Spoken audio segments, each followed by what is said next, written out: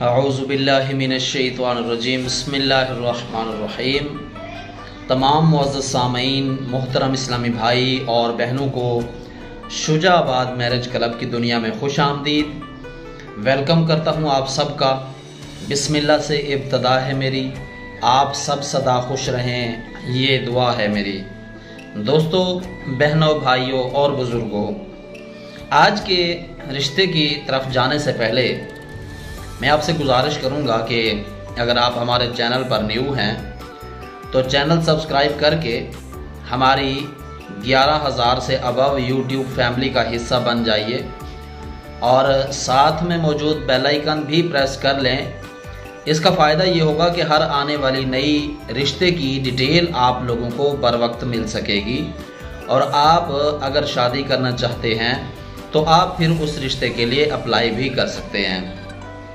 Apply करने का तरीकाकार ये है कि हमारा डिस्क्रिप्शन में फॉर्म होता है, आप उस फॉर्म को बगौर पढ़ें और तमाम तर सवालात को मद्देनज़र रख करके फिर उन सवालात का जवाब जो है वो आप हमें कमेंट सेक्शन के ज़रिए दे दें। अगर आप हमारे साथ बात करना चाहते हैं तो फिर आप कमेंट सेक्शन के ज़रिए अपना मोबाइल नंबर दें। हम इंशाल्लाह कोशिश करेंगे कि आपको एक मखसूस टाइम के अंदर कॉल करें ताकि आप तफसील से बात कर सकें। आइए चलते हैं आज के इस रिश्ते की डिटेल की जानिब, जिनका नाम ज़रीना है और उम्र उनकी 23 साल है। 23 ईयर्स का आज का ये रिश्ता जो है एक ऐसी कहानी है, एक ऐसी डिटेल है कि जिसमें एक स्कूल के प्रोफेसर साहब अपनी तालबा से इश्क लड़ाते हैं। रिश्ते की डिटेल आइए समाप्त करते हैं और अगर मुमकिन हो तो आप हमारे इस वीडियो को अपने चाहने वालों तक शेयर कीजिए ताकि वो भी अपने लिए एक अच्छा रिश्ता ढूंढ सकें। नाम ज़रीना है, उम्र 23 ईयर्स यानी 23 साल है और कद इनका 5.3 फीट है। रंग इनका साफ है। तालीम इन्होंने FA किया हुआ है। इनके 2 भाई हैं और 3 बहनें हैं। एक भाई सरकारी स्कूल टीचर है और दूसरा भाई केमिकल की फैक्ट्री में काम करता है। बहनों में से एक जो कि इनसे बड़ी हैं यानी ज़रीना से बड़ी हैं, वो शादीशुदा हैं और उनके 2 बच्चे हैं और वो अपने घर में अपने बच्चों के साथ हंसी खुशी ज़िंदगी बसर कर रही हैं।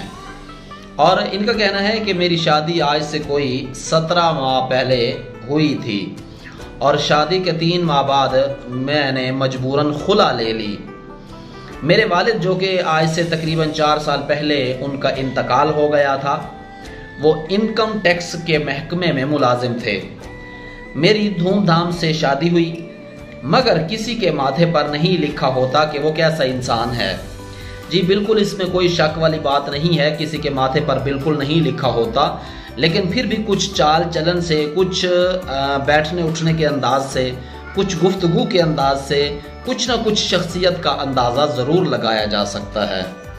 मेरा होने वाला शोहर एक सरकारी स्कूल प्रोफेसर था। जब वो रिश्ता लेकर आए हम काफ़ी खुश हुए, एक अच्छा रिश्ता मिल गया है। मगर क्या मालूम था कि प्रोफेसर साहब अपनी एक तालबा से ट्यूशन के बहाने इश्क फरमा रहे हैं। देखिए कितनी बड़ी बात है कि एक तालबा है और एक प्रोफेसर साहब उनको ट्यूशन पढ़ाने के बहाने से उनको कौन कौन से सबक पढ़ा रहे हैं। क्या कारी साहब ऐसी भी ट्यूशन होती है?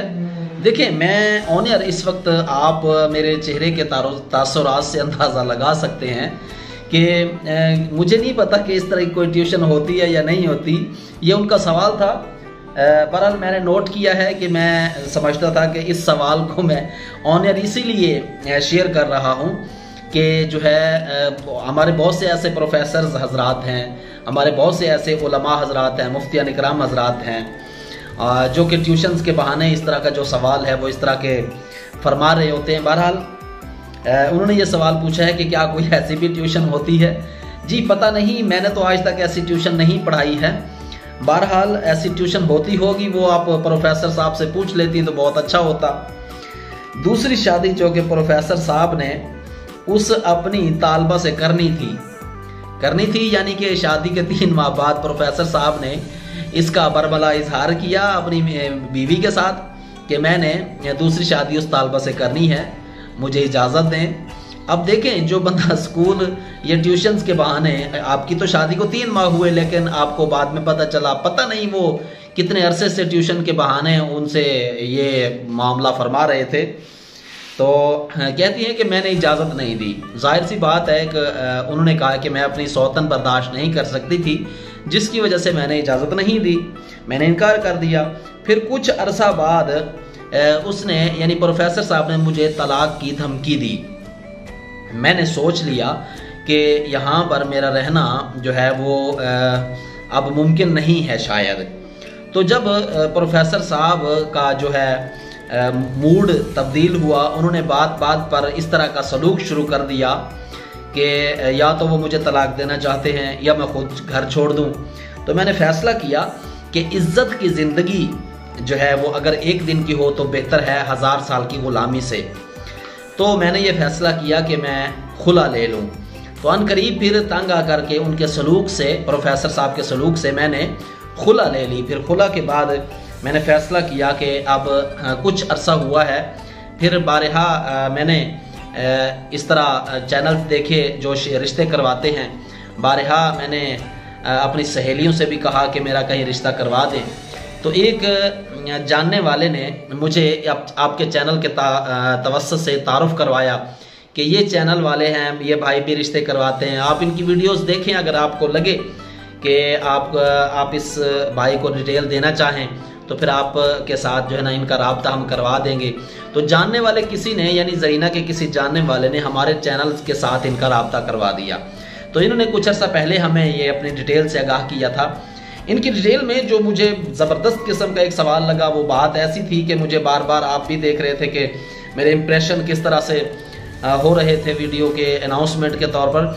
तो वो ये पूछ रही थी कि हाँ कोई ऐसी ट्यूशन होती है। बहरहाल मेरा तो ये जवाब ये है कि मैंने कभी इस तरह की ट्यूशन नहीं पढ़ाई है।